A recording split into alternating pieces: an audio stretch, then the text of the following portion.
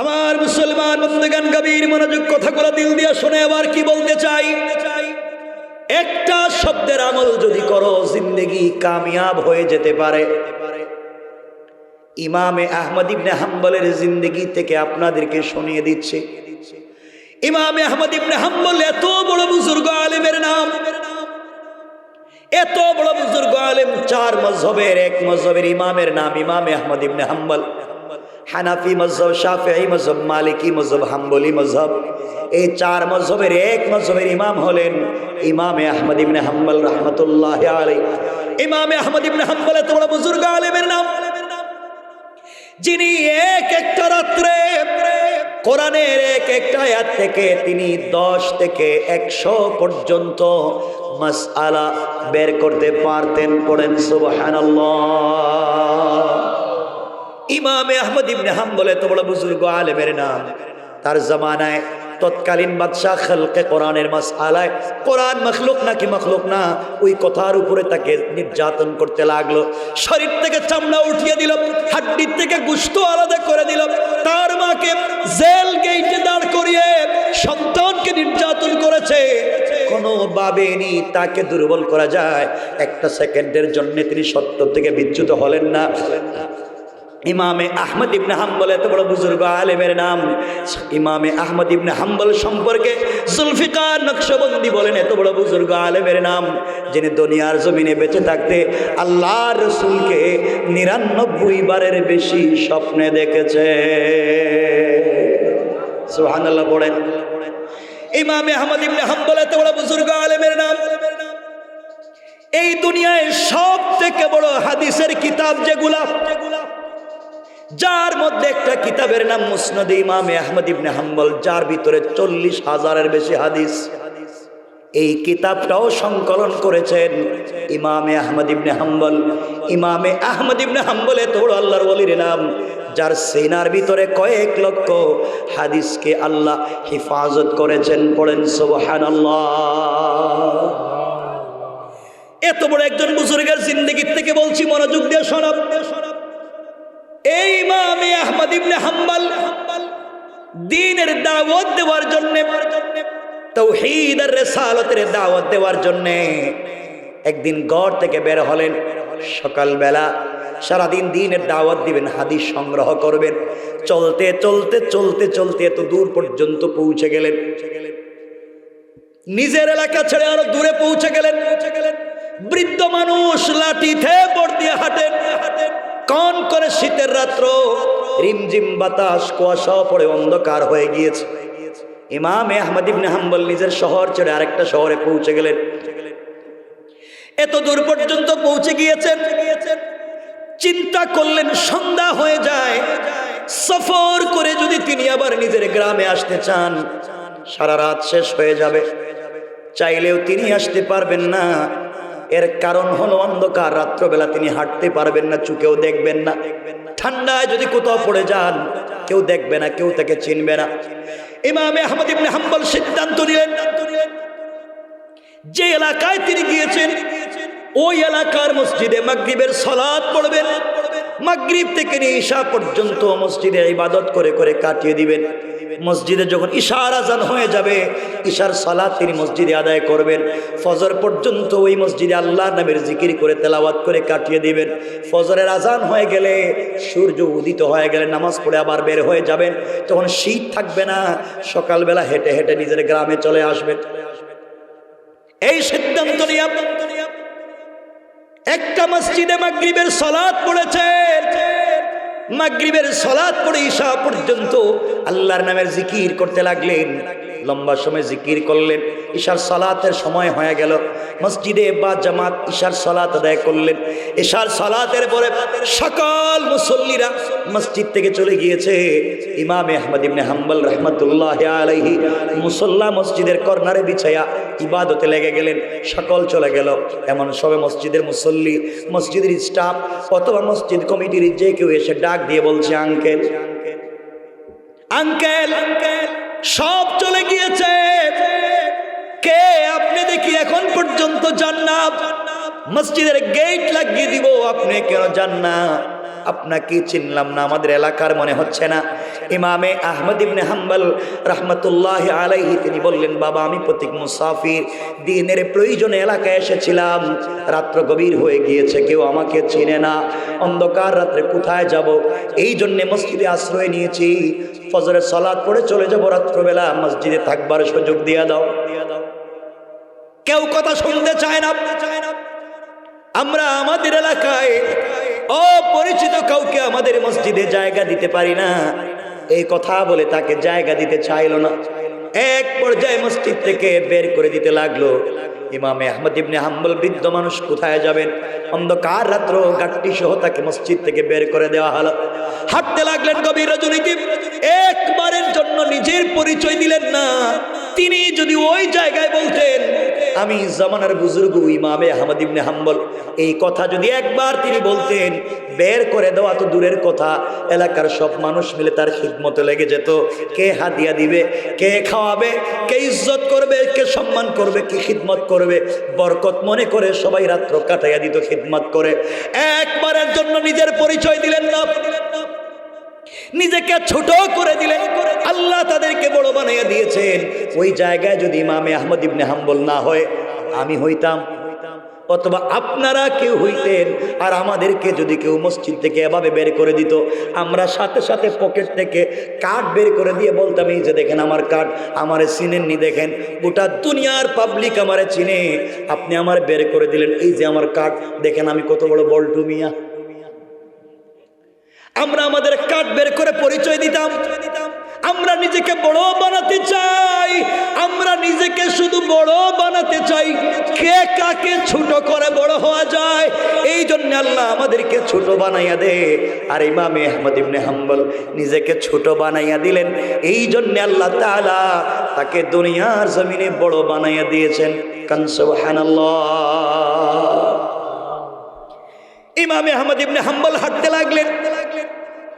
কিছু দূর যাওয়ার পরে লম্বা একটা বাজার তার সামনে পড়েছে। ধরেন আমাদের এলাকার সব থেকে বড় বাজার যেটা মুগলা বাজারের মতো একটা বাজার তার সামনে পড়েছে। বাজারে পৌঁছে গেলেন।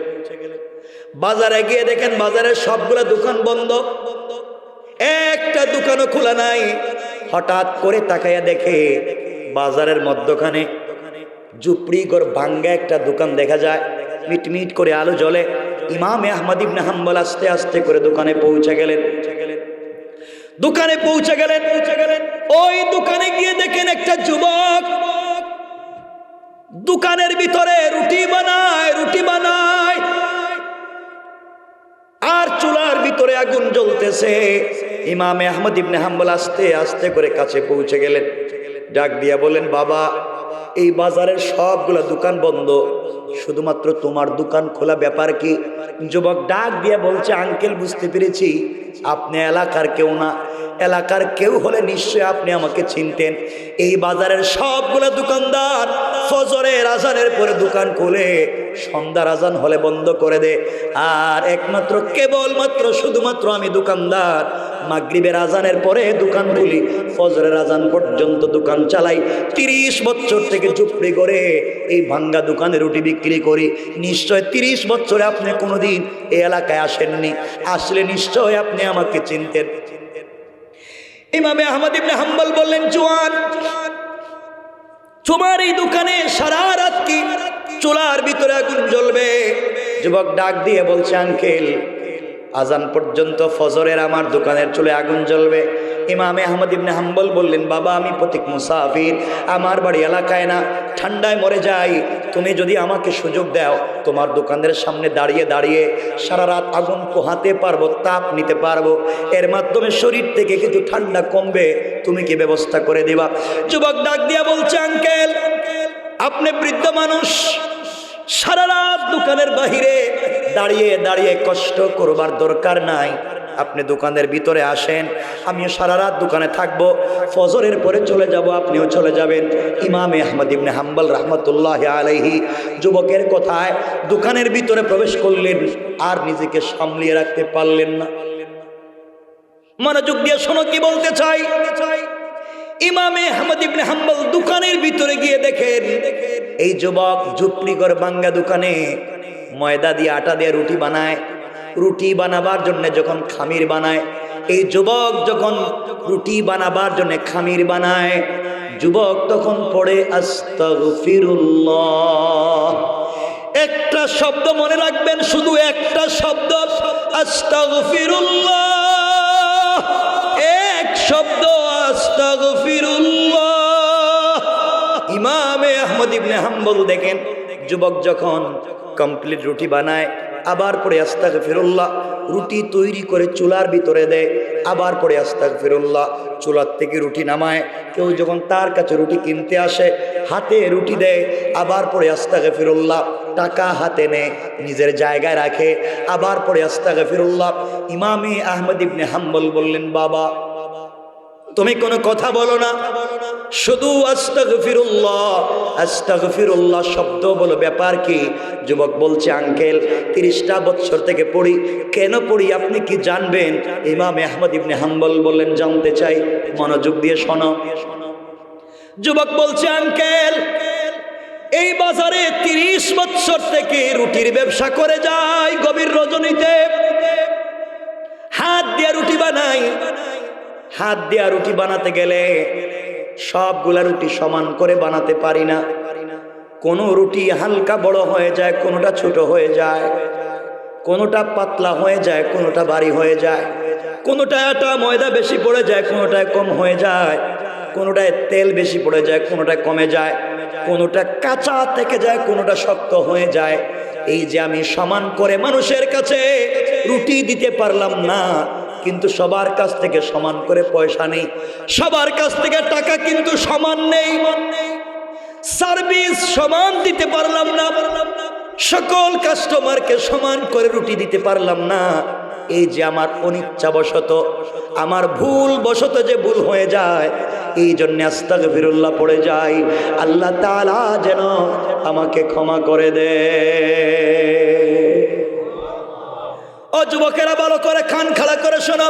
তুমি মুগলা বাজারে, এরপরে দাউদপুর বাজারে, ইলাইগঞ্জ বাজারে, চৌধুরী বাজারে তুমি বাজার করো, দোকানদারি করো, চায়ের দোকানদারি করো, রুটি বানাও, রেস্টুরেন্ট ব্যবসা করো। তুমি চায়ের কাপে চা দাও 5 টাকা 4 কাপ, 10 টাকা 4 কাপ, অথচ তোমার কাপে সকল কাস্টমারকে সমান করে চা দিতে পারো না। কারো জন্য চা কম হয়ে যায়, কারো জন্য বেশি হয়ে যায়। তুমি পরোটা বানাইয়া বিক্রি করো, কারো পরোটা বড় হয়ে যায়, কারো জন্য ছোট হয়ে যায়, কারোটায় তেল বেশি পড়ে যায়, কারোটায় কম পড়ে যায়। তুমি তো ঠিকই সবার কাছ থেকে পয়সা সমান নিলা, এই যে আমানত রক্ষা করতে পারলা না, আল্লাহর কাছে জবাবদিহি করা লাগবে। যুবক বলতেছে, আস্তাগফিরুল্লাহ পড়ে যায়, আল্লাহ তাআলা যেন আমাকে ক্ষমা করে দে। সুবহানাল্লাহ বলে। আপনার কাছে আপনার বাবা, আপনার কাছে আপনার মা, আপনার কাছে আপনার বোন, আপনার কাছে আপনার ভাই, আপনার কাছে কত জিনিস আমানত রেখেছে, আপনি আমানতের খেয়ানত করতেছেন, আপনি আমানত নষ্ট করে দিচ্ছেন, আল্লাহর কাছে জবাবদিহি করা লাগবে। আমানত নষ্ট, রাসূল বলেছেন, লা ঈমানা লিমান লা আমানাতা লা, কেউ যদি আমানত নষ্ট করে তার ঈমান নষ্ট হয়ে যাবে।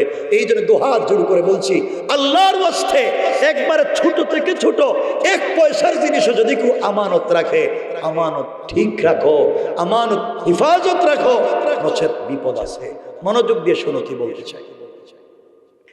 এবার ইমাম আহমদ ইবনে হাম্বল বলেন, চুয়ান আস্তাগফিরুল্লাহ বলে বলে লাভ কি হইছে এটা বলো। তুমি তো বুঝলাম, পড়ো, লাভ কি? যুবক বলছে, আঙ্কেল তাহলে শোনেন, 30টা বছর থেকে আস্তাগফিরুল্লাহর ইবাদত করি, এই দোকানদারি করি, আমার মন বলছে আল্লাহ তাআলা আমাকে এই পৃথিবীতে যা দিয়েছে এই দুনিয়ার কাউকে তা দেয় না। সুবহানাল্লাহ জোরে পড়ে। ইমাম আহমদ ইবনে হাম্বল বললেন, কি পেয়েছো বলো? যুবক বলছে, আঙ্কেল 30 বছর থেকে এই দোকানে আস্তাগফিরুল্লাহ পড়ে যায়, এই কারণে আল্লাহ তাআলা আমার ঘরের ভিতরে 50 জনের বেশি ফ্যামিলি মেম্বার, আমার পরিবারে 50 জনের ফ্যামিলি মেম্বার, আমার ঘরের ভিতরে এতগুলা মানুষ, এই ঝুপড়ি ঘরে ভাঙ্গা দোকানে কয়েক টাকা রুটি বিক্রি করি, এই টাকা দিয়া 50 জনের পরিবার চালাই, মসজিদ মাদ্রাসায় দান করি, অসহায় গরিব মিসকিনদেরকে দান করি।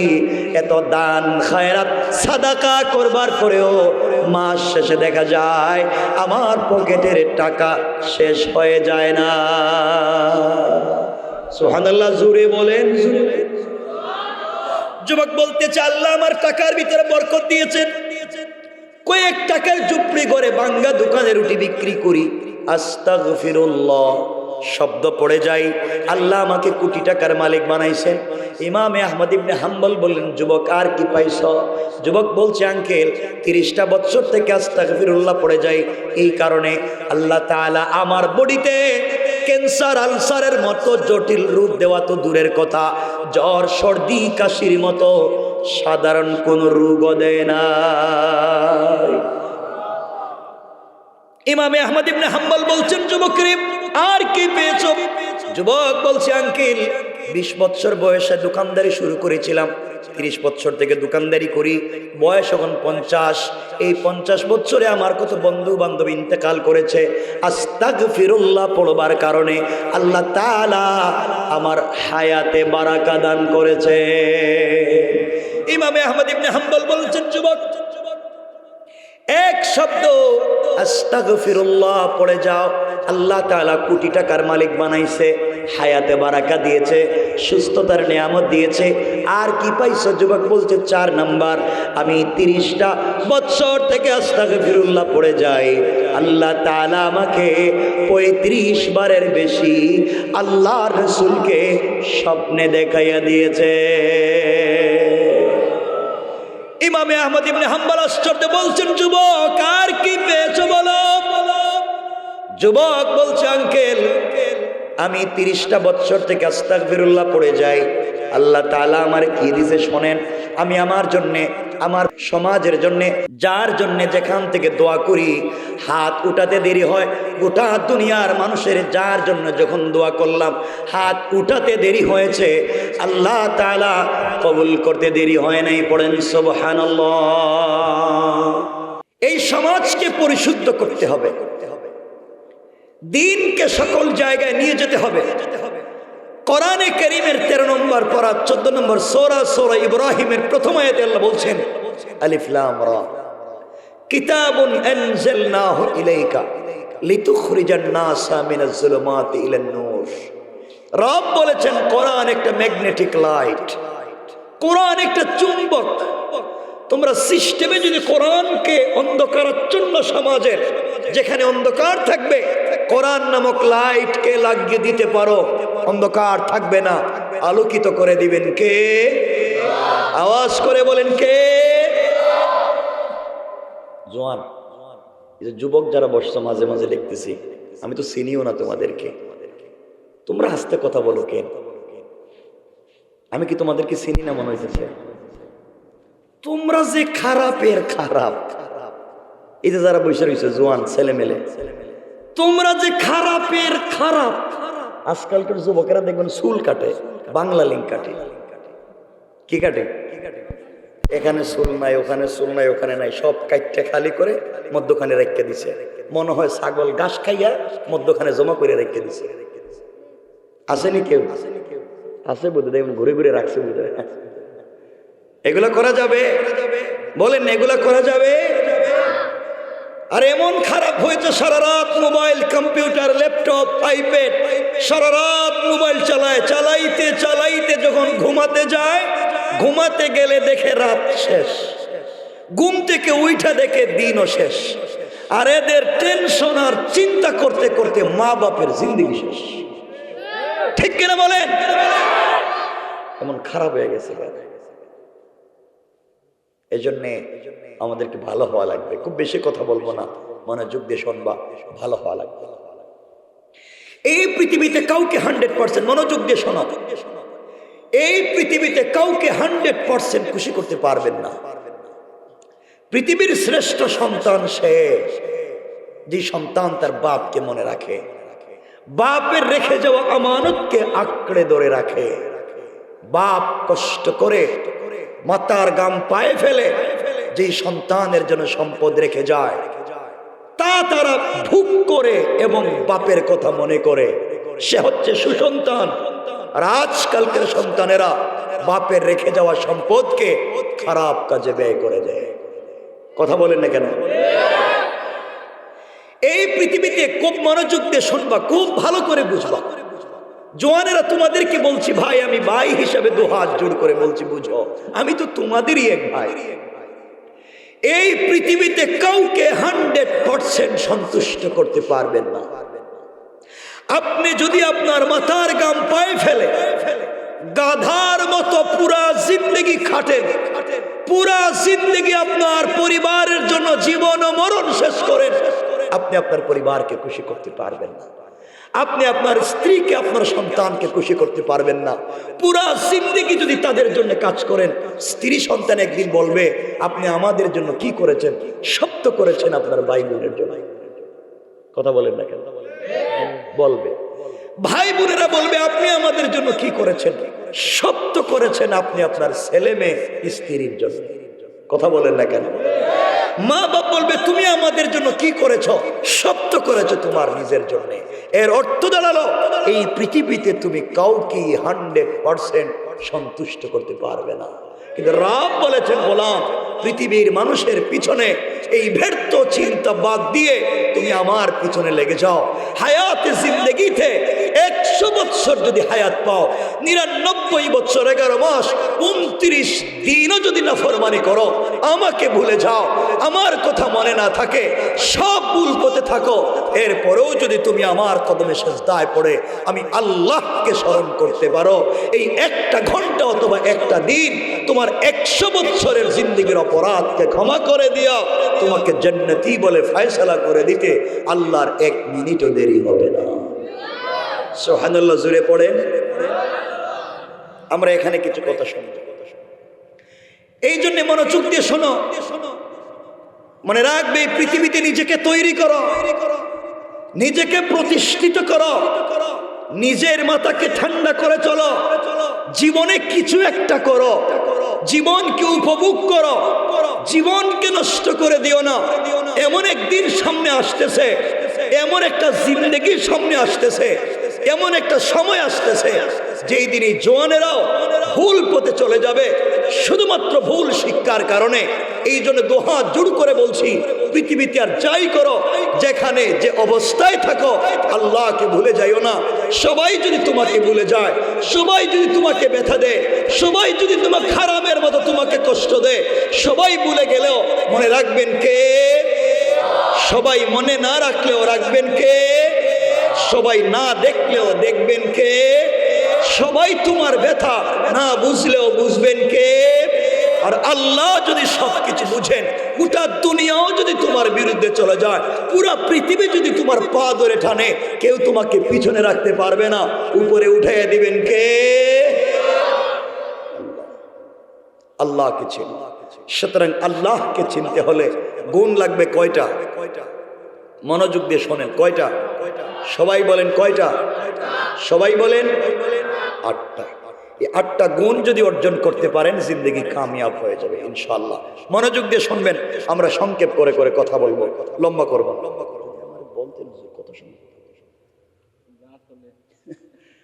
ইনশাআল্লাহ আমি বেশি সময় কথা বলবো না, মনোযোগ দিয়ে শুনবেন। গুণ কয়টা বলছি? সবাই বলেন না, মনে থাকবে তো ভাই? আজকে পয়সা নষ্ট করতেছ, জীবনের সময়গুলা নষ্ট করতেছ।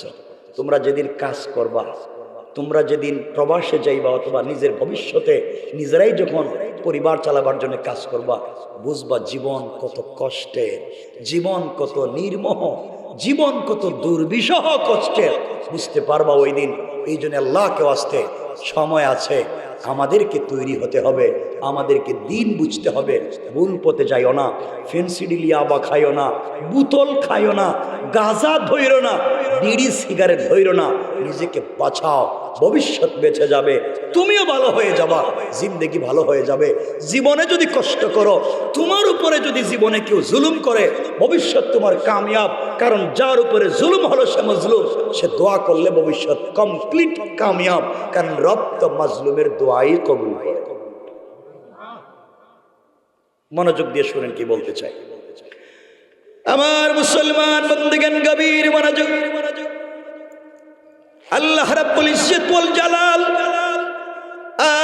আখিরি জামানার পয়গম্বর সরকারে কায়নাত দো জাহানের সরদার নবী রহমত জনাবে মুহাম্মদ রাসূলুল্লাহ সাল্লাল্লাহু আলাইহি ওয়াসাল্লাম কে আল্লাহ জানিয়ে দিলেন, বন্ধু আমার দুনিয়ার জমিনে যারা আমি আল্লাহর গোলাম দাবি করবে, আশিক রাসূল দাবি করবে, আমি আল্লাহর গোলাম নিজেকে মনে করবে, দুনিয়ার জমিনে চলার পথে আমি আল্লাহর গোলাম নিজেকে ভাববে, আল্লাহর গোলামের কোরআনের ভাষায় গুণ লাগবে চারটা।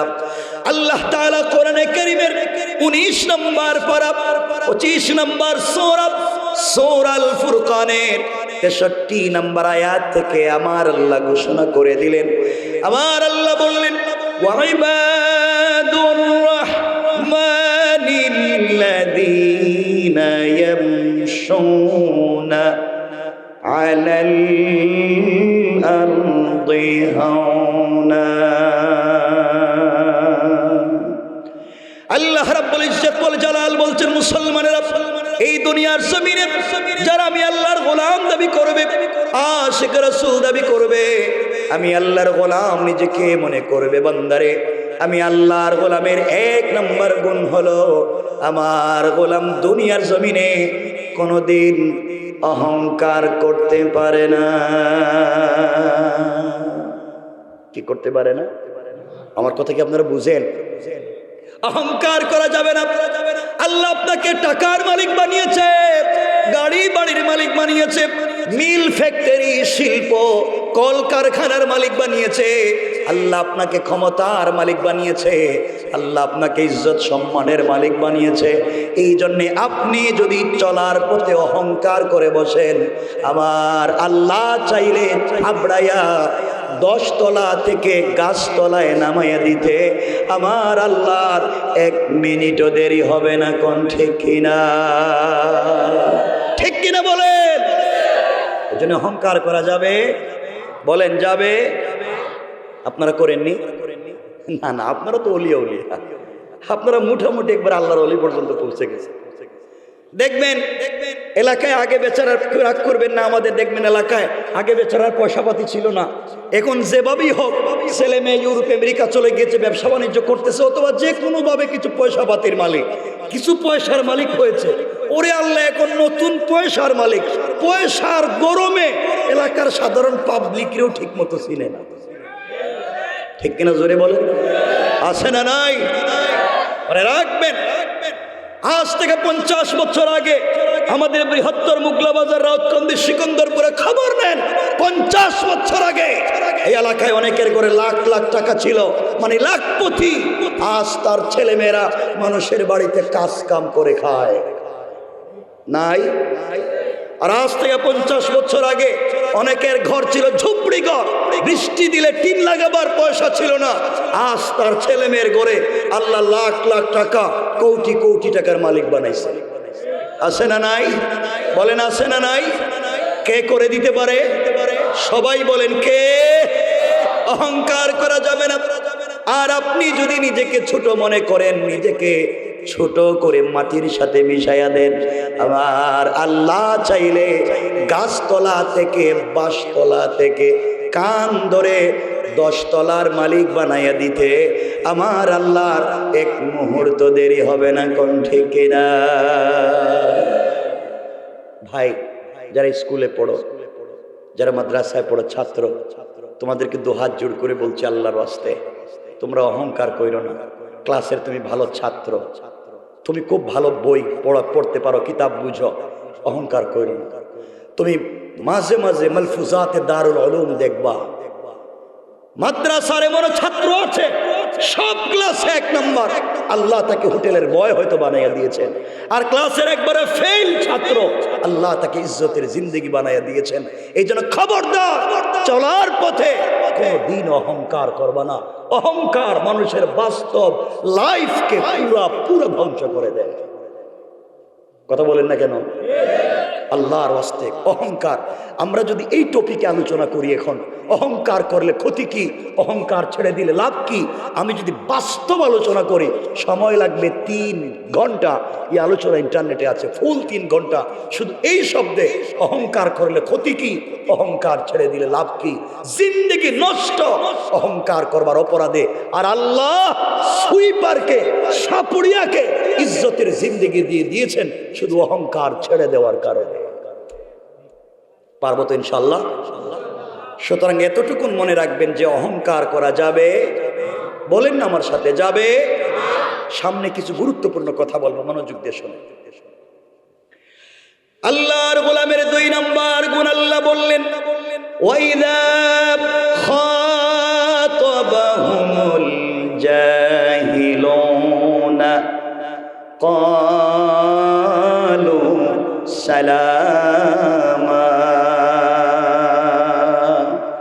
আল্লাহ রাব্বুল ইজ্জত ওয়াল জালাল বলছেন, মুসলমানেরা, এই দুনিয়ার জমিনে আল্লাহর গোলাম যারা দাবি করবে, আশিক রাসূল যারা দাবি করবে, নিজেকে আল্লাহর গোলাম যারা মনে করবে, আল্লাহর গোলামের 2 নম্বর গুণ হলো, কেউ গালি দিলে গালির জবাব দেওয়া যাবে না, আঘাত করলে আঘাতের জবাব দেওয়া যাবে না, গীবত শিকায়ত করলে জবাব দেওয়া যাবে না। কেউ যদি তোমাকে গালি দেয়, কেউ যদি তোমাকে মারতে আসে, জবাব দিবা না। বরং আল্লাহর গোলামের 2 নম্বর গুণ হলো, কেউ যদি তোমাকে গালি দেয়, জবাব না দিয়া, গালির জবাবে গালি না দেয়া, ওই ব্যক্তির জন্যে শান্তি আর সালামতির দোয়া করে যায়। পড়েন সুবহানাল্লাহ। তাহলে আল্লাহর গোলামের 2 নম্বর গুণ গালি দেওয়া। বলেন না কেন যাবে? আপনারা দেননি? জিনা রাস্তাঘাটে গালি গালাজ করে গেটা যাই কই কয় না, এ তো ভদ্র ওলিয়া, ওলিয়া তো আমার জীবনে দেখি নাই। গালি দেওয়া যাবে? সবাই বলেন যাবে। কেউ কষ্ট দিলে কষ্ট দেওয়া যাবে না। কেউ তোমাকে ব্যথা দিয়েছে, কেউ তোমাকে গালি দিয়েছে, বিপরীতে গালি দিতে যাইও না, ধৈর্য ধারণ করো, বড় বানাইয়া দিবেন কে? এখানে একটা কথা বলি 1 মিনিটে, হাদিস থেকে মনোযোগ দিয়ে শোনেন 1 মিনিটে। মাশাআল্লাহ, মাহমুদুর রহমান ভাই, আচ্ছা আচ্ছা, মাশাআল্লাহ, তো বড় হয়ে গেছে ছেলে। আনাস, মাশাআল্লাহ, অনেক টাকা, 2000 3000। মাহমুদ ভাই কই আইছেন? কই মাহমুদ ভাই? 1000 2000 3000। ভাই 3000 টাকা কিতা? এটা তো ওইতেই পারে না, 5000। আপনি আমার নিজের মানুষ ভাই, তো 5000 কিন্তু ইনশাল্লাহ। ঠিক আছে, আরো যদি 2-4 জন মিলে আমার কাছে লইয়া দিন। মাহমুদ ভাই তো আমার আজকের না, আমি যখন ছাত্র তখন আমার কাছের ভাই, একসাথে চলতাম। মনোযোগ দিয়ে শুনেন কি বলতে চাই, খুব ভালো করে বুঝে, হয়তো লাইফের কিছু উপকার হবে। আমি শেষ টপিক গুলো যা বলতে চাই। কিন্তু আজকে আমাদের সমাজ নষ্ট হয়ে গিয়েছে, সমাজে দিন নাই, সমাজে দিনের চর্চা নাই। আজকে পারিবারিক বন্ডিং গুলো ধ্বংস হয়ে যাচ্ছে, পারিবারিক সম্পর্কগুলো ধ্বংস হয়ে যাচ্ছে, শুধুমাত্র স্বার্থ, অহংকার আর এগ্রেসিভ আচরণের কারণে, আত্ম অহংকারের কারণে। আল্লাহর ওয়াস্তে এগুলো আমাদের সবাইকে ছেড়ে দিতে হবে। দেখবে একটা পরিবার জান্নাতের টুকরা হয়ে যাবে। সবাই পড়েন না সুবহানাল্লাহ। মনোযোগ দিয়ে শোনেন, আল্লাহর গোলামের 2 নম্বর গুণ গালি দেওয়া যাবে? সবাই বললেন না, গালি দেওয়া যাবে? এই তো, একটু কথা কইেন, আমি কিছু কথা বলবো, মনোযোগ দিয়ে শোনেন।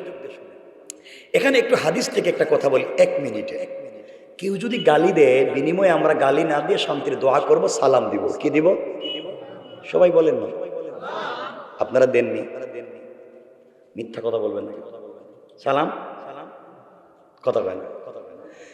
মুসনাদ আহমদের হাদিস, রাওয়ী আনাস ইবনে মালিক আল আনসারী, শামাইল তিরমিজি, আম্মা জান আয়েশা সিদ্দিকা রাদিয়াল্লাহু তাআলা আনহা, আম্মা জান কলিজার টুকরা মা, আম্মা জান আয়েশা বলেন, আমি যখন দেখতাম কলিজার টুকরা রাসূল পাক সাল্লাল্লাহু আলাইহি ওয়াসাল্লাম ধরে আসতেছেন, তখন আমি ঘরের দরজার চিপায় দাঁড়িয়ে থাকতাম। পর্দার আড়ালে দাঁড়িয়ে থাকতাম, রাসূল পাক যেন আমাকে দেখতে না পান। তিনি যখন ঘরে আসবেন আর আমাকে দরজায় দাঁড়িয়ে আয়েশা বলে ডাক দিবেন, তখন আমি দরজা খুলে ঝাপটি মেরে তাকে জড়িয়ে ধরে তার কপালে চুম্বন দিয়া আমি সর্বপ্রথম তাকে সালাম দিব। সুবহানাল্লাহ বললেন না? সবাই জোরে বলেন না সুবহানাল্লাহ। কিন্তু আম্মা জান আয়েশা সিদ্দিকা রাদিয়াল্লাহু তাআলা আনহা বলেন, ওয়াল্লাহি আল্লাহর জাত ও সিফাতের কসম, আমি জিন্দেগিতে রাসূল পাককে আগে সালাম দিতে পারি নাই, বরং রাসূল ঘরে আসার অনেক দূরে থাকতে আওয়াজ করে আমাকে সালাম দিতেন। পড়েন সুবহানাল্লাহ। সবাই বলেন না? এখান থেকে আমরা তিনটা শিক্ষা বের করব। রাসূল সালাম দিয়েছেন আয়েশাকে, বড় সালাম দিয়েছেন ছোটকে। অর্থ দাঁড়ালো, আপনার চলার পথে কে ছোট কে বড়, কে সুইপার কে মুচি কে রিক্সাওয়ালা, সে যদি মুসলিম হয় আপনি তাকে সালাম দিবেন। ঠিক তো? আমি জানি ইনশাআল্লাহ। সবাই বলেন ইনশাআল্লাহ। এক। দুই নম্বর হচ্ছে রাসূল সালাম দিয়েছেন আয়েশাকে, এর অর্থ দাঁড়ালো স্বামী সালাম দিয়েছেন স্ত্রীকে। নাকি কথা কয় না? তাহলে শিক্ষা হলো আপনি সালাম দিবেন বউরে। ও বিয়া কি একজনে করছে? ইনশাআল্লাহ কোন? সবাই বলেন। মানে আপনি এখন 3 নম্বর শিক্ষা হলো বাহির থেকে ঘরে যে আসবেন, অর্থাৎ বাহির থেকে ঘরে যে ঢুকবেন আপনি ঘরের লোককে সালাম দিবেন। তাহলে এখান থেকে বুঝতে পারলাম স্বামী সালাম দিব কারে? কথা কোন না কেন? আপনারা দেননি দেননি এটা কোন? মিথ্যা কথা কইেন না। দেন না কেন? মাঝে মাঝে দেও, শরম করে। শরম করে? ওরে আল্লাহর শরম, বউরে শরম করে। আর বউরে পিটাইবার সময় শরম কই যায়। ওই দিন একজন আমারে কইল, বউরে পিটাইতে পিটাইতে বউরে কইতেছে তুই আমারে আব্বা ক। চিন্তা করছে, বউ মায়ের খাইতে খাইতে বলতেছে তোর পায়ে ধরে তুই আমার বাপ, এবার আমার ছাইড়া দে। এ বন্ধু বান্ধবের কাছে গিয়ে বলতেছে তোমরা আমারে চিনোনি রে, আমি কেডা? আমি বউরে বাপ ডাকায় ছাইড়া দিছি। শয়তান আল্লাহরে বলতেছে, আল্লাহ তুমি আমারে শয়তান বানাইয়া তোমার লাভ হইছে কি? এ বউরে পিটাইয়া বাপ দেখাইয়া মসজিদে গিয়ে তাসবিহ পড়তেছে। কত বড় শয়তান চিন্তা করছেন? এমন শয়তান এলাকায় নাই। কথা বলেন নাই? এজন্য আল্লাহর ওয়াস্তে এগুলো করবেন না। স্ত্রীকে সালাম দিবেন। আমরা কথা দিন ইনশাআল্লাহ। দেখেন আপনারা যদি আওয়াজ দিয়ে কথা না বলেন, ওয়াজ কিন্তু পাল্টাইয়া দিব এখানে। মানে বউরে দিয়ে যে ঘরে কাজ করান, রান্না বাড়ি করান, গোর মুছান, বাথরুম পরিষ্কার করেন, বাচ্চাদেরকে রাখান, সব আপনি করা লাগবে। এই ওয়াজ করে দিন। এমন কি বাচ্চারে দুধও আপনি খাওয়াইতে হবে। কুত্তিকে না খাওয়াইবেন আপনি জানেন। এই ওয়াজ আমি করে দেবো। কিন্তু আপনারা কোন এটা কি করতাম? আরে কি দেখছেন শালাক মানুষ। তে হেই ওয়াজ যদি বাঁচতে চান আমারে শুধু এতটুকুনি বলেন যে আপনি সালাম দিবেন। সবাই বলেন না ইনশাআল্লাহ? সবাই বলেন ইনশাআল্লাহ। এই যে বাচ্চারা ইনশাআল্লাহ কইতেছে, এরা বিয়া করতে আরো 30 বছর লাগবে। এখন ইনশাআল্লাহ রেডি, কিন্তু যারা বিয়ে করছে এরা তো কইতে পারে না। সালাম দিবেন। যে মুরব্বীরা আমার চেহারার দিকে তাকে এই দেখেন, দেখেন হাসতেছে। মুরব্বীরা চিন্তা করতেছে, রে বাবা তুমি যে ওয়াজ করতেছ 50 বছর গেছে গা, বউরে সালাম দিছি না। আজকে যদি দেই কোন সে মাইল লাগবে করে? মারামারি লাগুক আর থাকুক, আপনি আমার কথা দেন সালাম দিবে। সবাই বলা লাগবে গিয়েই। কারণ সালাম দিলে কি হবে? দুটো হাদিস। একটা হচ্ছে মুসনাদে আহমদের হাদিস, দারা কুতনিতে হাদিস, হাদিসে কুদসিতে আল্লাহ বলেছেন যেই ঘরে স্বামী স্ত্রীকে সালাম দে, স্ত্রী স্বামীকে সালাম দে, আল্লাহ এই ঘরে 100 থেকে 300টা বারাকাতের দরওয়াজা খুলে দেয়। আর মেডিকেল সায়েন্স এবং কোরআনিক সায়েন্স, মেশকাতের বাবু তিব্বে ও রেকাক, ডাক্তার এবং ডাক্তারি। রাসূল পাক বলেছেন যেই করে স্বামী স্ত্রীকে, স্ত্রী স্বামীকে ভালোবেসে আবেগ নিয়ে মহব্বতে আওয়াজ করে সালাম দিবে, তাদের হার্ট এবং কিডনিতে যদি কোনো রোগ থাকে আল্লাহ তাও মুক্ত করে দিবেন। তাহলে সালাম দিবেন আজকে থেকে। সবাই বলা লাগবে ইনশাআল্লাহ। আজকে বহুত রাত রয়ে গেছে, বাসায় গিয়েই ঘরের দরজায় দাঁড়াইয়া বলবেন, বউ আসসালামু আলাইকুম ওয়া রাহমাতুল্লাহ। বউ কই বৌমা বুড়ারে আজকে কোন বুথে ধরছে? আপনি বলবেন কোন বুথে ধরেন? কোন বুথে ধরে নাই। রাউতকান্দি সিকন্দরপুর আমাদের এক ভাই ওয়াজ করছে, আর আমি সুন্নত আদায় করছি। ঠিক আছে, আপনারা কথা দেন, কিন্তু আমি খবর নিব না। কথা দেন, সবাই বলেন ইনশাল্লাহ। আর যারা বিয়ে করছো না হেরা কি ইনশাল্লাহ? কিতা বিয়ে করছে না ইনশাল্লাহ? তুমি ইনশাল্লাহটা কি এটা কও? যারে পাও ঘরে মা ভাই বোন বাবা যারে পাও তারে সালাম দিবা। না থাকলে ঘরে কে দাঁড়াইয়া আহলাল বাইত ঘরের দরজায় সালাম দেবা, ফেরেশতা তো আছে ইনশাআল্লাহ। এগুলো পারবে না? জোয়ান তোমরা তো যে খারাপ হইছো রে ভাই, তোমরা তো কারে কোন জায়গায় ফিডিং দিবে এটা আমি কি জানি না। বল আল্লাহর ওয়াস্তে সালাম দিবা তো ইনশাআল্লাহ। এই হাদিসের 4টা অংশ, একটা অংশ হলো সালাম। আমি কি বলবো দ্বিতীয় অংশ, কিন্তু আপনাদের কষ্ট হইব তো। আচ্ছা, দ্বিতীয় অংশ হলো ফ্যামিলি বন্ডিং। পরিবারকে যদি সুন্দর করতে চান, আপনার পরিবার থেকে শাহজালাল, শাহ পরান, শাহেখে সিকন্দরপুরি, শাহেখে রেঙ্গা এবং বুজুর্গ আলেম যদি আপনার পরিবার থেকে নিয়ে আসতে চান, তাহলে স্বামী স্ত্রী সম্পর্ককে চমৎকার করতে হবে। একজনের প্রতি আরেকজন বোঝাপড়া বাড়িয়ে দিতে হবে। রাসূল যা করেছেন সেটা করতে হবে। আজকে আমাদের মধ্যে এটা নাই। এই জন্যে একজন আরেকজনকে বুঝতে হবে। রাসূল পাক ইসলাম সারা দুনিয়ার কাজ করেছেন, যুদ্ধ করেছেন, মানুষটাকে গালিগালাজ করেছে, মারছে, পিটাইছে, এরপর বাসায় গিয়া তিনি স্ত্রীর সাথে উত্তম আচরণ করেছেন। সুবহানাল্লাহ বললেন না?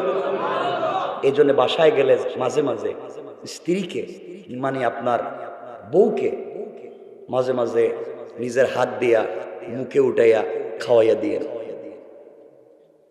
হ্যাঁ, কিছু কইতেছে না? মনে হইতেছে এরা বউর সাথে দুশ্মনী নাকি? তা এলাকা, আমার এলাকাতে মনে হওয়ার কথা না। স্ত্রীরে মাঝে মাঝে নিজের হাতে খাওয়াইবেন করছে। তাইলে আপনার ঘর থেকে তো শাহজালাল জন্ম নিবে, সম্পর্ক ভালো হবে। এখন তো আপনাদের ঘর থেকে জন্ম নেয় বল্টু, জন্ম নিয়েই সে মুটু পাটলু দেখে। কথা বলেন না কেন?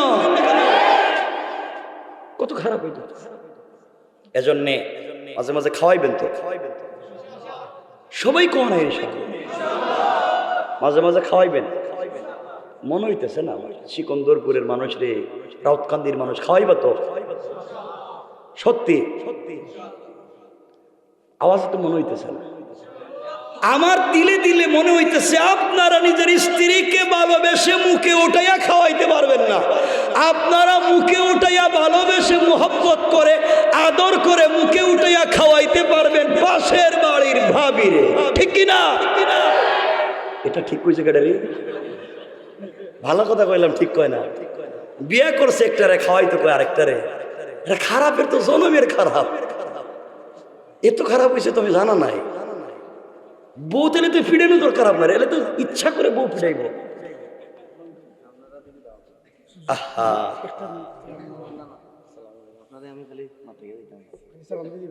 আপনি কই? আলহামদুলিল্লাহ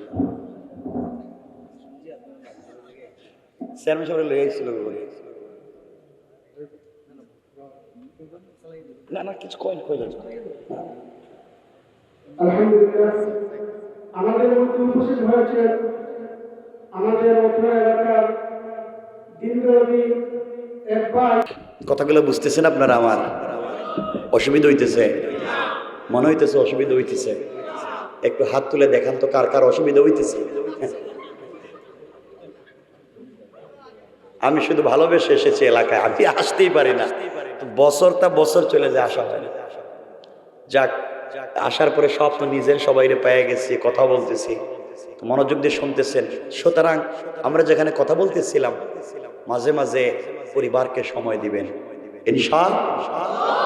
বলেন না ইনশাআল্লাহ? মনে থাকবে তো? এখানে আরো কিছু কথা আছে, বলতাম নি না? আপনাদের খারাপ লাগে যদি?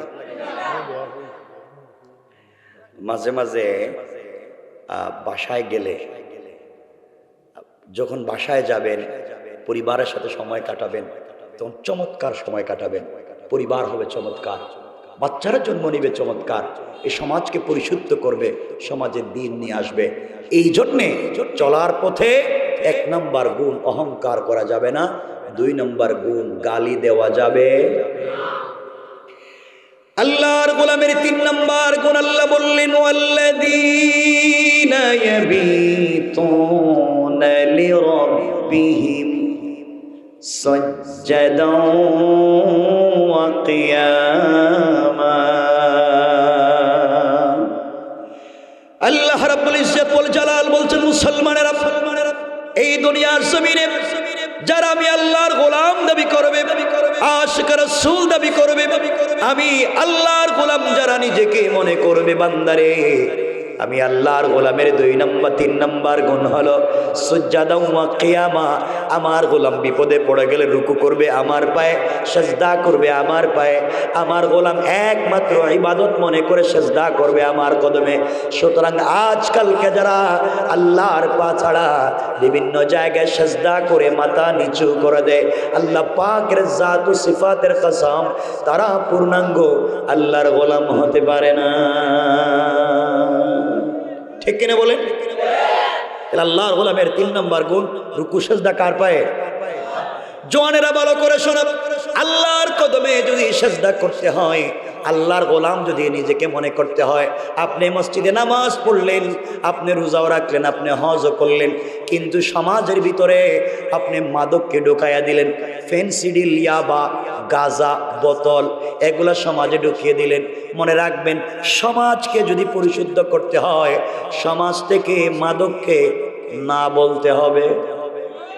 সবাই বলে, একটা পরিবারে যদি একজনের কাছে মাদক যায়, এই পরিবারের কি হয়? একটা সমাজের এক জায়গায় যদি মাদক যায়, এই সমাজের কি হয়? যেখানে মাদক আছে তারাই জানে।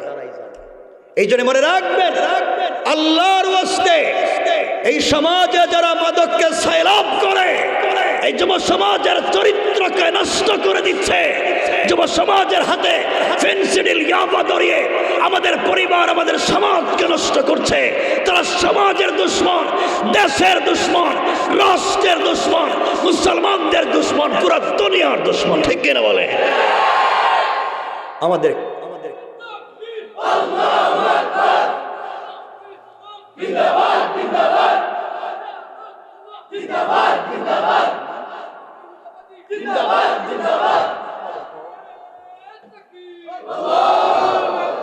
মনে থাকবে তো ইনশাআল্লাহ? খুব ভালো করে বুঝবেন, ভালো করে বুঝবেন। সমাজকে যারা মাদক দিয়ে, মাদক আসে কোত্থেকে? গ্রামে গঞ্জে, এমনকি সাধারণ পাড়ায় পর্যন্ত মাদক চলে গিয়েছে। যারা এই সমস্ত কাজ করছে আর সমাজে মুখোশ লাগিয়ে যারা চলে, যারা জাতির জাতীয় দুশ্মন, সমাজে যারা বিশৃঙ্খলা তৈরি করে, মাদক দিয়ে যুব সমাজকে স্কুল, কলেজ, ইউনিভার্সিটি থেকে পাগল বানিয়ে বের করে দিয়েছে। এদেরকে যেখানেই পাওয়া যাবে সমাজ থেকে বয়কট করা হবে। সমাজের সাথে মাদকের সাথে কোনো আপোষ চলতে পারে না। আমাদের মাননীয় প্রধানমন্ত্রী এবং আমাদের দেশের আইন বলছে মাদক হচ্ছে 0 টলারেন্স। তাই যদি সত্য হয় এই সমাজের কোথাও মাদক ব্যবসা, মাদক যারা খায়, যুব সমাজকে যারা ধ্বংস করে, আল্লাহ আমাদের সবাইকে এই মাদক থেকে হিফাজত করুক। পড়েন আমিন। আল্লাহর গোলামের 3 নম্বর গুণ সিজদা কার কদমে? সবাই বললেন না? কয়টা বলছি? 4 নম্বর। 4 নম্বর গুণ যেটা আমার আলোচ্য আয়াত, আল্লাহ রাব্বুল ইজ্জত ওয়াল জালাল বলছেন, ওয়াল্লাযীনা ইয়াকুলুনা রাব্বানা ইসরিফ আন্না আযাব জাহান্নাম ইন্না আযাবাহা কানা গারামা। আল্লাহ রাব্বুল ইজ্জত ওয়াল জালাল বলছেন, মুসলমানেরা, আল্লাহর গোলাম যারা দুনিয়ার জমিনে দাবি করবে, আল্লাহর গোলামের 4 নম্বর গুণ হলো সাকারাত শুরু হয়ে যাওয়ার আগে, গারগারা শুরু হয়ে যাওয়ার আগে, কবরে চলে যাওয়ার আগে, মালাকুল মউত আজরাইল পৌঁছে যাওয়ার আগে, সাদা কাপড়ে প্যাকেটিং হয়ে যাওয়ার আগে, আমার যে গোলাম গোটা জিন্দেগির অপরাধের জন্য আমি আল্লাহর দরবারে দুটো হাত উঠাইয়া আমার কদমে সেজদায় পড়ে তওবা করবে, ক্ষমা চাইবে। আমার গোলামের গুনাহ যদি আসমান জমিন ভরে যায়, 100 বৎসরের অপরাধ হয়, আর আমি আল্লাহকে চিনতে পেরে চোখের পানি ছেড়ে তওবা করে আল্লাহ রাব্বুল ইজ্জতুল জালাল বলেছেন, বান্দারে পুরা জিন্দেগির অপরাধগুলোকে ক্ষমা করে জান্নাতি বলে ফয়সালা করে দিতে আমি আল্লাহর এক মুহূর্ত দেরি হবে না। পড়েন সুবহানাল্লাহ। আল্লাহর গোলামের গুণ বলছি কয়টা? শুধু নাম বলছি, একটার আলোচনা যায় নাই। 4 নম্বর গুণ। সুতরাং 1 নম্বর অহংকার করা যাবে না, 2 নম্বর গালি দেওয়া যাবে না, 3 নম্বর রুকু সেজদা কার পায়ে, 4 নম্বর তওবা করব কার কাছে। এই 4 গুণ যদি অর্জন হয়ে যায়, রব বলে দিয়েছেন এই 4 গুণ অর্জন যার হয়ে যাবে, ইন্তেকাল করলে দারুস সালাম নামক জান্নাতে পৌঁছে যাবে। আওয়াজ করে পড়েন সুবহানাল্লাহ। সবাই পড়লেন না সুবহানাল্লাহ? আপনাদের বোধহয় কষ্ট হইতেছে, খারাপ লাগতেছে বোধহয়, ঘুম আসছে বোধহয়। আচ্ছা, যাদের যাদের একটু হাত উঠে দেখান তো দেখি, কার কার ঘুম আসে নাই? আরে আসে নাই কইছি তো এখন। মাশাআল্লাহ, এখন বুঝে ফেলছে, চালাক হয়ে গেছে এলাকার লোক। ঠিক আছে, চালাক হওয়াই তো দরকার।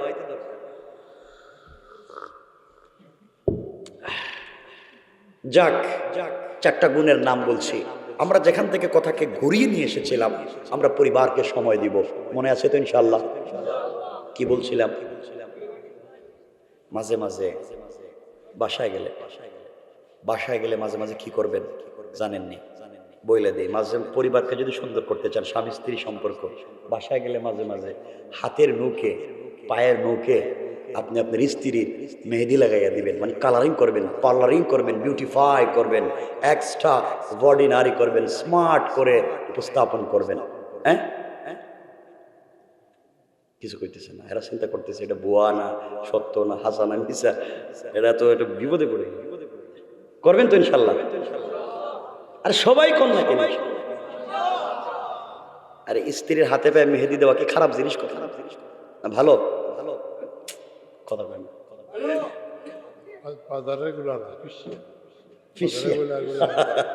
চেয়ারম্যান সাহেব বলছে ফিসিয়া, মানে ওই যে কাঁচা যেটা। ঠিক আছে, এই তো এটা বড় কাম। দিবেন তো ইনশাল্লাহ? আরে দরকার হইলে স্ত্রীর চুল রে কালারিং করবেন। চুল কালার বুঝেননি কেমনে করে? 4-5 কালার দেখছেনি মেয়েরা করে যায়, হাসে। করবেন তো? জিনা করে তো ওয়াশ করে, কত জিনা করে ওয়াশ করতেছি আমি। জিনা আর জিনা তো বুঝবো আমি, এখন জিনা। দরকার হলে কালারিং করবেন। আমি বলছি না কালো কালার হারাম, কালো কালার করা যাবে না, ছেলে হোক মেয়ে হোক। আর আপনার স্ত্রীকে পার্লারিং করে, বিউটিফাই করে, চুলে কালার করে, হাতে পায়ের নৌকে কালার করে, পুরো বডিতে কালার করেন। এরপরে দরকার হলে 3/4 প্যান্ট আর স্যান্ডু গেঞ্জি পরা। আর হাসার কথা আমি বলছি না তোমাদের স্ত্রীকে এভাবে পরে রাস্তায় নিয়ে বাইরে বলছি, আমি বলছি না মার্কেটে নিয়ে যেতে। আমি বলছি তুমি তোমার স্ত্রীকে পৃথিবীর বিশ্ব সুন্দরী মেয়ের মতো আকর্ষণীয় করে, পুরা দুনিয়ার শ্রেষ্ঠ বিউটিফাই করে তুমি তোমার বেডরুমে, তোমার চোখের সামনে, একমাত্র কেবলমাত্র তোমার সামনে তুমি তোমার স্ত্রীকে সব থেকে আকর্ষণীয় করে যদি উপস্থাপন করো, রাস্তায় গিয়া অন্যের মেয়ের দিকে আর অন্যের স্ত্রীর দিকে তোমার চোখ যাবে না। ঠিক কিনা বলে? সমাজ থেকে হাজার হাজার গুণা বন্ধ হয়ে যাবে। পরিবারের স্ত্রীকে ভাল লাগে না, পরিবারের স্ত্রীকে ভাল লাগে না, রাস্তায় গিয়ে অন্যের দিকে তাকাও, রাস্তায় গিয়ে অন্যের স্ত্রীর দিকে, অন্যের মেয়ের দিকে তাকাচ্ছ, বন্ধ হয়ে যাবে। বিউটিফাই করো তোমার পরিবারে। কথা কি বুঝতে পেরেছি? ঠিক আছে তো ইনশাল্লাহ? জোয়ান যারা, তোমরা তো এগুলো পারবা না। তোমরা তো আছো শুধুমাত্র ওই যে বাদাম 2 টাকার হাতে নিয়া আর পার্কে বসে বাক বাক বাক বাক শয়তান। এগুলো আমাদের এলাকায় করা যাবে না ইনশাল্লাহ। কথা কোন ইনশাল্লাহ? সব তো আমারই তো ভাই ভাতিজা তোমরা। ইনশাল্লাহ বলে ইনশাল্লাহ, ইনশাল্লাহ। তাহলে আমরা গুণ বলছি কয়টা? আমরা কি পুরো আলোচনায় যাব? 1 নম্বরে আসি। যদি 4 গুণ অর্জন করতে পারেন, আর আপনি যদি সুইপারও হন, আপনি যদি রিক্সাওয়ালাও হন, আপনি যদি বাদাম বিক্রেতাও হন, রব বলে দিয়েছেন আপনাকে এমন ইজ্জত দিবেন, সাহাবায়ে কেরাম নবীদের মতো জিন্দেগি দিয়ে দিবেন। সুবহানাল্লাহ বলে। ওটা কেমনে একটু বুঝাইয়া দিই, কিতাবের নাম মনে রাখবা, তারিখে ইবনে জারির তাবারি।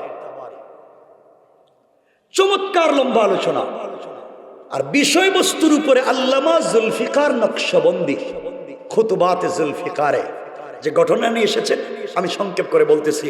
আমার পরেও ভারতের হজরত আসবেন, চমৎকার ওয়াজ করেন, মাশাআল্লাহ, দারাজ কণ্ঠ, আপনারা ওয়াজ শুনবেন, আমার কথাগুলো শুনেন। আপনারা কষ্ট পাচ্ছেন না তো?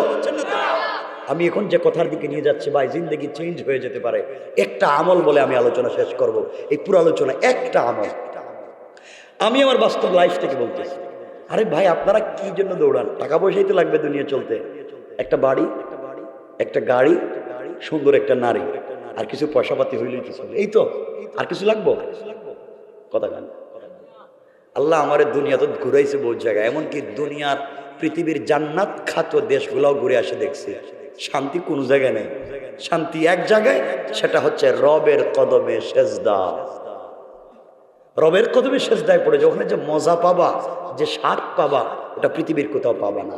এজন্য একটা চমৎকার আমলের কথা বলে দিব, যে আমল করলে টাকার মালিক হইবা, ইজ্জতের জিন্দেগিও পাইবা, পুরা জিন্দেগি যদি তোমার বিরুদ্ধে দুশ্মনী করে কেউ কিছু করতে পারবে না।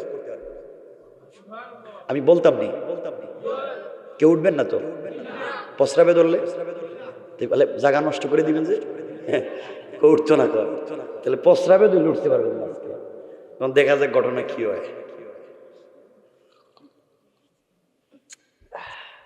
কথাগুলো মনোযোগ দিয়ে শোনো। আমি যার কথা বলতেছি এটা বানানো কথা না। ইমাম আহমদ ইবনে হাম্বল রাহমাতুল্লাহ আলাইহির জিন্দেগি, বুজুর্গ আলেম, 4 মাযহাবের এক মাযহাবের ইমাম ইমাম আহমদ ইবনে হাম্বলের জিন্দেগি থেকে চমৎকার কথাগুলো বলতেছি।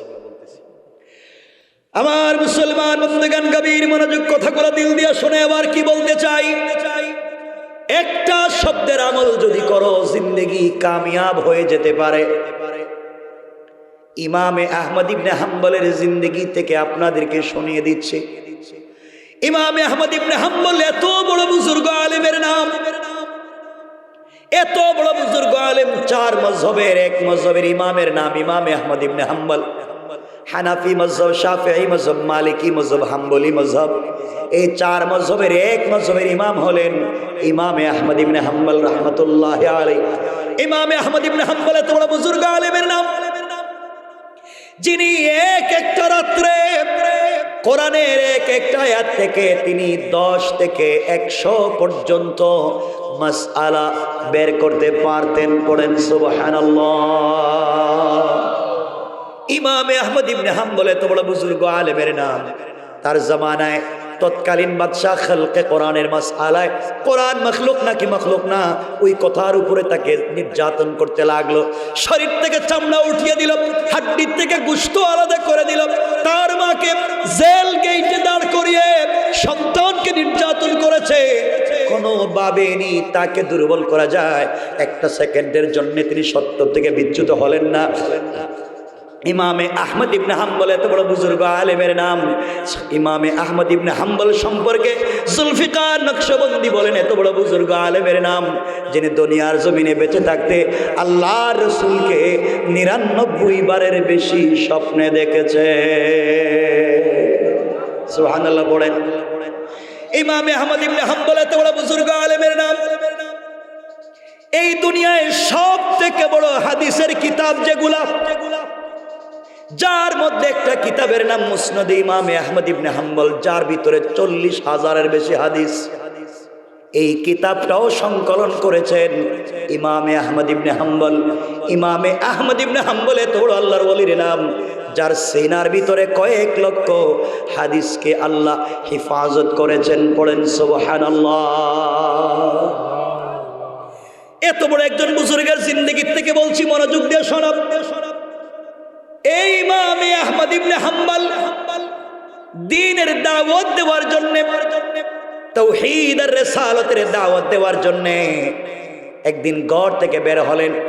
সকালবেলা সারাদিন দিনের দাওয়াত দিবেন, হাদিস সংগ্রহ করবেন। চলতে চলতে চলতে চলতে এত দূর পর্যন্ত পৌঁছে গেলেন, নিজের এলাকা ছেড়ে আরো দূরে পৌঁছে গেলেন। বৃদ্ধ মানুষ লাঠিতে পড় দিয়ে হাঁটেন, কন করে শীতের রাত্র, রিমঝিম বাতাস, কুয়াশা পড়ে অন্ধকার হয়ে গিয়েছে। ইমাম আহমদ ইবনে হাম্বল নিজের শহর ছেড়ে আরেকটা শহরে পৌঁছে গেলেন। এত দূর পর্যন্ত পৌঁছে গিয়েছেন, চিন্তা করলেন সন্ধ্যা হয়ে যায়, সফর করে যদি তিনি আবার নিজের গ্রামে আসতে চান সারা রাত শেষ হয়ে যাবে, চাইলেও তিনি আসতে পারবেন না। এর কারণ হলো অন্ধকার, রাত্রবেলা তিনি হাঁটতে পারবেন না, চোখেও দেখবেন না। ঠান্ডায় যদি কোথাও পড়ে যান কেউ দেখবে না, কেউ তাকে চিনবে না। ইমাম আহমদ ইবনে হাম্বল সিদ্ধান্ত নিলেন, যে এলাকায় তিনি গিয়েছেন ওই এলাকার মসজিদে মাগরিবের সালাত পড়বেন। মাগরিব থেকে নিয়ে ঈশা পর্যন্ত মসজিদে ইবাদত করে করে কাটিয়ে দিবেন। মসজিদে যখন ঈশার আজান হয়ে যাবে, ঈশার সালাত তিনি মসজিদে আদায় করবেন। ফজর পর্যন্ত ওই মসজিদে আল্লাহর নামের জিকির করে তেলাওয়াত করে কাটিয়ে দিবেন। ফজরের আজান হয়ে গেলে, সূর্য উদিত হয়ে গেলে নামাজ পড়ে আবার বের হয়ে যাবেন। তখন শীত থাকবে না, সকালবেলা হেঁটে হেঁটে নিজের গ্রামে চলে আসবেন। এই সিদ্ধান্ত নিয়ে একটা মসজিদে মাগরিবের সালাত পড়েছেন। মাগরিবের সালাত পড়ে ঈশা পর্যন্ত আল্লাহর নামের জিকির করতে লাগলেন। লম্বা সময় জিকির করলেন। ঈশার সালাতের সময় হয়ে গেল, মসজিদে বা জামাত ঈশার সালাত আদায় করলেন। ঈশার সালাতের পরে সকল মুসল্লিরা মসজিদ থেকে চলে গিয়েছে। ইমাম আহমদ ইবনে হাম্বল রাহমাতুল্লাহ আলাইহি মুসল্লা মসজিদের কর্নারে বিছায়া ইবাদতে লেগে গেলেন। সকল চলে গেল, এমন সবে মসজিদের মুসল্লি, মসজিদের স্টাফ অথবা মসজিদ কমিটির যে কেউ এসে ডাক দিয়ে বলছে, আঙ্কেল আঙ্কেল আঙ্কেল, সব চলে গিয়েছে, কে আপনি দেখি এখন পর্যন্ত যান না? মসজিদের গেট লাগিয়ে দিব, আপনি কেন যান না? আপনাকে চিনলাম না, আমাদের এলাকার মনে হচ্ছে না। ইমামে আহমদ ইবনে হাম্বল রাহমাতুল্লাহ আলাইহি তিনি বললেন, বাবা আমি প্রতীক মুসাফির, দিনের প্রয়োজনে এলাকায় এসেছিলাম, রাত্র গভীর হয়ে গিয়েছে, কেউ আমাকে চিনে না, অন্ধকার রাত্রে কোথায় যাব, এই জন্যে মসজিদে আশ্রয় নিয়েছি। ফজরের সালাত পড়ে চলে যাব, রাত্রবেলা মসজিদে থাকবার সুযোগ দিয়ে দাও। কেউ কথা শুনতে চায় না। আমরা আমাদের এলাকায় অপরিচিত কাউকে আমাদের মসজিদে জায়গা দিতে পারি না, এই কথা বলে তাকে জায়গা দিতে চাইল না। এক পর্যায়ে মসজিদ থেকে বের করে দিতে লাগলো। ইমামে আহমদ ইবনে হাম্বল বৃদ্ধ মানুষ কোথায় যাবেন? অন্ধকার রাত্র গাট্টি সহ তাকে মসজিদ থেকে বের করে দেওয়া হলো। হাঁটতে লাগলেন গভীর রজনীতে, একবারের জন্য নিজের পরিচয় দিলেন না। তিনি যদি ওই জায়গায় বলতেন আমি জামানার বুজুর্গ ইমামে আহমদ ইবনে হাম্বল, এই কথা যদি একবার তিনি বলতেন, বের করে দেওয়া তো দূরের কথা, এলাকার সব মানুষ মিলে তার খিদমতে লেগে যেত। কে হাদিয়া দিবে, কে খাওয়াবে, কে ইজ্জত করবে, কে সম্মান করবে, কে খিদমত করবে, বরকত মনে করে সবাই রাত্র কাটাইয়া দিত খিদমত করে। একবারের জন্য নিজের পরিচয় দিলেন না, নিজেকে ছোট করে দিলেন। আল্লাহ তাদেরকে বড় বানাইয়া দিয়েছেন। ওই জায়গায় যদি ইমামে আহমদ ইবনে হাম্বল না হয়, আমি হইতাম, অথবা আপনারা কেউ হইতেন, আর আমাদেরকে যদি কেউ মসজিদ থেকে এভাবে বের করে দিত, আমরা সাথে সাথে পকেট থেকে কার্ড বের করে দিয়ে বলতাম, এই যে দেখেন আমার কার্ড, আমারে চিনেননি, দেখেন গোটা দুনিয়ার পাবলিক আমারে চিনে, আপনি আমার বের করে দিলেন, এই যে আমার কার্ড, দেখেন আমি কত বড় বল্টু মিয়া। আমরা আমাদের কার্ড বের করে পরিচয় দিতাম। আমরা নিজেকে বড় বানাতে চাই, আমরা নিজেকে শুধু বড় বানাতে চাই, কে কাকে ছোট করে বড় হওয়া যায়, এই জন্য আল্লাহ আমাদেরকে ছোট বানাইয়া দে। আর ইমামে আহমদ ইবনে হাম্বল নিজেকে ছোট বানাইয়া দিলেন, এই জন্য আল্লাহ তাআলা তাকে দুনিয়ার জমিনে বড় বানাইয়া দিয়েছেন। কান সুবহানাল্লাহ। ইমামে আহমদ ইবনে হাম্বল হাঁটতে লাগলেন। কিছু দূর যাওয়ার পরে লম্বা একটা বাজার তার সামনে পড়েছে। ধরেন আমাদের এলাকার সব থেকে বড় বাজার যেটা মুগলা বাজারের মতো একটা বাজার তার সামনে পড়েছে। বাজারে পৌঁছে গেলেন। বাজারে গিয়ে দেখেন বাজারের সবগুলা দোকান বন্ধ, একটা দোকানও খোলা নাই। হঠাৎ করে তাকাইয়া দেখে বাজারের মধ্যখানে ঝুপড়ি ঘর ভাঙ্গা একটা দোকান দেখা যায়। মিটমিট করে আলো জ্বলে। ইমামে আহমদ ইবনে হাম্বল আস্তে আস্তে করে দোকানে পৌঁছে গেলেন। ওই দোকানে গিয়ে দেখেন একটা যুবক দোকানের ভিতরে রুটি বানায় আর চুলার ভিতরে আগুন জ্বলতেছে। ইমামে আহমদ ইবনে হাম্বল আস্তে আস্তে করে কাছে পৌঁছে গেলেন, ডাক দিয়া বলেন, বাবা, এই বাজারের সবগুলা দোকান বন্ধ, শুধুমাত্র তোমার দোকান খোলা, ব্যাপার কি? যুবক ডাক দিয়া বলছে, আঙ্কেল, বুঝতে পেরেছি আপনি এলাকার কেউ না। এলাকার কেউ হলে নিশ্চয় আপনি আমাকে চিনতেন। এই বাজারের সবগুলা দোকানদার ফজরের আজানের পরে দোকান খুলে সন্ধ্যার আজান হলে বন্ধ করে দে, আর একমাত্র কেবলমাত্র শুধুমাত্র আমি দোকানদার মাগরিবের আজানের পরে দোকান খুলি, ফজরের আজান পর্যন্ত দোকান চালাই। 30 বছর থেকে ঝুপড়ি করে এই ভাঙ্গা দোকানে রুটি বিক্রি করি। নিশ্চয় 30 বছরে আপনি কোনোদিন এই এলাকায় আসেননি, আসলে নিশ্চয় আপনি আমাকে চিনতেন। ইমামে আহমদ ইবনে হাম্বল বললেন, জওয়ান, তোমার এই দোকানে সারা রাত কি চুলার ভিতরে আগুন জ্বলবে? যুবক ডাক দিয়ে বলছে, আঙ্কেল, আজান পর্যন্ত ফজরের আমার দোকানের চুলে আগুন জ্বলবে। ইমামে আহমদ ইবনে হাম্বল বললেন, বাবা, আমি পথিক মুসাফির, আমার বাড়ি এলাকায় না, ঠান্ডায় মরে যাই। তুমি যদি আমাকে সুযোগ দাও, তোমার দোকানের সামনে দাঁড়িয়ে দাঁড়িয়ে সারা রাত আগুন পোহাতে পারবো, তাপ নিতে পারবো, এর মাধ্যমে শরীর থেকে কিছু ঠান্ডা কমবে, তুমি কি ব্যবস্থা করে দিবা? যুবক ডাক দিয়া বলছে, আঙ্কেল, আপনি বৃদ্ধ মানুষ, সারা রাত দোকানের বাহিরে দাঁড়িয়ে দাঁড়িয়ে কষ্ট করবার দরকার নাই, আপনি দোকানের ভিতরে আসেন, আমিও সারা রাত দোকানে থাকবো, ফজরের পরে চলে যাব, আপনিও চলে যাবেন। ইমামে আহমদ ইবনে হাম্বল রাহমাতুল্লাহ আলাইহি যুবকের কথায় দোকানের ভিতরে প্রবেশ করলেন, আর নিজেকে সামলিয়ে রাখতে পারলেন না। মনোযোগ দিয়ে শোনো কি বলতে চাই। ইমামে আহমদ ইবনে হাম্বল দোকানের ভিতরে গিয়ে দেখেন এই যুবক ঝুপড়িঘর ভাঙ্গা দোকানে ময়দা দিয়ে আটা দিয়ে রুটি বানায়। রুটি বানাবার জন্য যখন খামির বানায়, এই যুবক যখন রুটি বানাবার জন্য খামির বানায়, যুবক তখন পড়ে আস্তাগফিরুল্লাহ। একটা শব্দ মনে রাখবেন, শুধু একটা শব্দ, আস্তাগফিরুল্লাহ, এক শব্দ, আস্তাগফিরুল্লাহ। ইমামে আহমদ ইবনে হাম্বল দেখেন যুবক যখন কমপ্লিট রুটি বানায়, আবার পরে আস্তাগফিরুল্লাহ, রুটি তৈরি করে চুলার ভিতরে দেয়, আবার পরে আস্তাগফিরুল্লাহ, চুলার থেকে রুটি নামায়।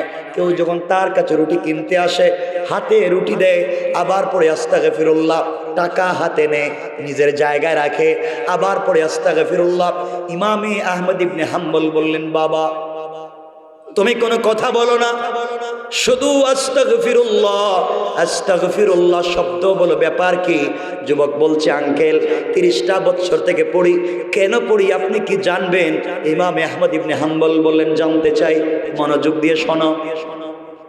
যুবক বলছে, আঙ্কেল, এই বাজারে 30 বছর থেকে রুটির ব্যবসা করে যায়। গভীর রজনীতে হাত দিয়ে রুটি বানাই। হাত দিয়া রুটি বানাতে গেলে সবগুলা রুটি সমান করে বানাতে পারি না। কোনো রুটি হালকা বড় হয়ে যায়, কোনোটা ছোট হয়ে যায়, কোনোটা পাতলা হয়ে যায়, কোনোটা ভারী হয়ে যায়, কোনোটায় আটা ময়দা বেশি পড়ে যায়, কোনোটায় কম হয়ে যায়, কোনোটায় তেল বেশি পড়ে যায়, কোনোটায় কমে যায়, কোনোটা কাঁচা থেকে যায়, কোনোটা শক্ত হয়ে যায়।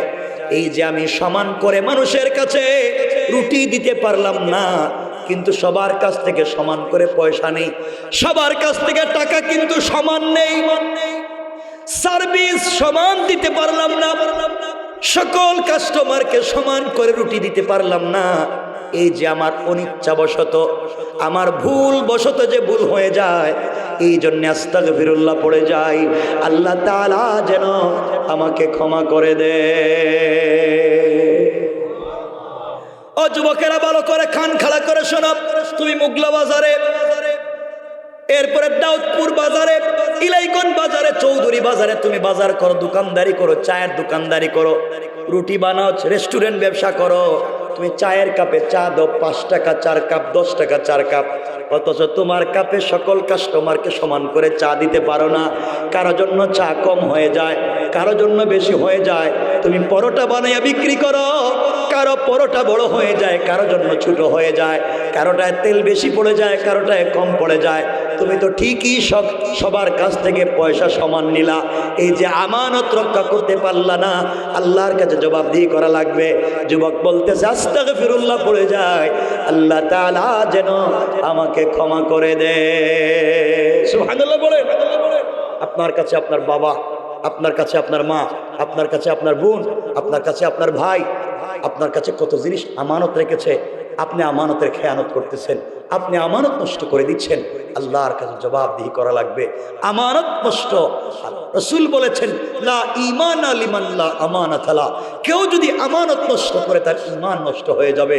এই জন্য দুহাত জোড় করে বলছি, আল্লাহর ওয়াস্তে একবারে ছোট থেকে ছোট এক পয়সার জিনিসও যদি কেউ আমানত রাখে, আমানত ঠিক রাখো, আমানত হিফাজত রাখো, নচেত বিপদ আছে। মনোযোগ দিয়ে শোনো কি বলতে চাই। এবার ইমাম আহমদ ইবনে হাম্বল বলেন, চুয়ান আস্তাগফিরুল্লাহ বলে বলে লাভ কি হইছে এটা বলো। তুমি তো বুঝলাম পড়ো, লাভ কি? যুবক বলছে, আঙ্কেল তাহলে শোনেন, 30টা বছর থেকে আস্তাগফিরুল্লাহর ইবাদত করি, এই দোকানদারি করি, আমার মন বলছে আল্লাহ তাআলা আমাকে এই পৃথিবীতে যা দিয়েছে এই দুনিয়ার কাউকে তা দেয় না। সুবহানাল্লাহ জোরে পড়ে। ইমাম আহমদ ইবনে হাম্বল বলেন, কি পেয়েছো বলো? যুবক বলছে, আঙ্কেল 30 বছর থেকে এই দোকানে আস্তাগফিরুল্লাহ পড়ে যায়, এই কারণে আল্লাহ তাআলা আমার ঘরের ভিতরে 50 জনের বেশি ফ্যামিলি মেম্বার, আমার পরিবারে 50 জনের ফ্যামিলি মেম্বার, আমার ঘরের ভিতরে এতগুলা মানুষ, এই ঝুপড়ি ঘরে ভাঙ্গা দোকানে কয়েক টাকা রুটি বিক্রি করি, এই টাকা দিয়া 50 জনের পরিবার চালাই, মসজিদ মাদ্রাসায় দান করি, অসহায় গরিব মিসকিনদেরকে দান করি। এত দান খায়রাত সাদাকা করবার পরেও মাস শেষে দেখা যায় আমার পকেটের টাকা শেষ হয়ে যায় না। সুবহানাল্লাহ জোরে বলেন। যুবক বলতেছে, আল্লাহ আমার টাকার ভিতরে বরকত দিয়েছেন, কয়েক টাকার ঝুপড়ি ঘরে ভাঙ্গা দোকানে রুটি বিক্রি করি, আস্তাগফিরুল্লাহ শব্দ পড়ে যাই, আল্লাহ আমাকে কোটি টাকার মালিক বানাইছেন। ইমাম আহমদ ইবনে হাম্বল বললেন, যুবক আর কি পাইছ? যুবক বলছে, আঙ্কেল 30টা বছর থেকে আস্তাগফিরুল্লাহ পড়ে যাই, এই কারণে আল্লাহ তাআলা আমার বডিতে ক্যান্সার আলসারের মতো জটিল রোগ দেওয়া তো দূরের কথা, জ্বর সর্দি কাশির মতো সাধারণ কোন রোগও দেয় না। ইমাম আহমদ ইবনে হাম্বল বলছেন, যুবক রে আর কি পেয়েছো? যুবক বলছে, আঙ্কেল 20 বছর বয়সে দোকানদারি শুরু করেছিলাম, 30 বছর থেকে দোকানদারি করি, বয়স এখন 50, এই 50 বছরে আমার কত বন্ধু বান্ধব ইন্তেকাল করেছে, আস্তাগফিরুল্লাহ পড়বার কারণে আল্লাহ তাআলা আমার হায়াতে বারাকা দান করেছে। ইমাম আহমদ ইবনে হাম্বল বলছেন, যুবক এক শব্দ আস্তাগফিরুল্লাহ পড়ে যাও, আল্লাহ তাআলা কোটি টাকার মালিক বানাইছে, হায়াতে বারাকা দিয়েছে, সুস্থতার নিয়ামত দিয়েছে। আর কি পাইছো? যুবক বলছে, 4 নাম্বার, আমি 30টা বছর থেকে আস্তাগফিরুল্লাহ পড়ে যাই, আল্লাহ তাআলা আমাকে 35 বারের বেশি আল্লাহর রাসূলকে স্বপ্নে দেখাইয়া দিয়েছে। ইমাম আহমদ ইবনে হাম্বল আশ্চর্য বলছেন, যুবক আর কি পেয়েছো বলো? যুবক বলছে, আঙ্কেল আমি 30টা বছর থেকে আস্তাগফিরুল্লাহ পড়ে যাই, আল্লাহ তাআলা আমারে কি দিয়েছে শোনেন। আমি আমার জন্যে, আমার সমাজের জন্যে, যার জন্যে যেখান থেকে দোয়া করি হাত উঠাতে দেরি হয়, গোটা দুনিয়ার মানুষের যার জন্য যখন দোয়া করলাম হাত উঠাতে দেরি হয়েছে, আল্লাহ তাআলা কবুল করতে দেরি হয় নাই। পড়েন সুবহানাল্লাহ।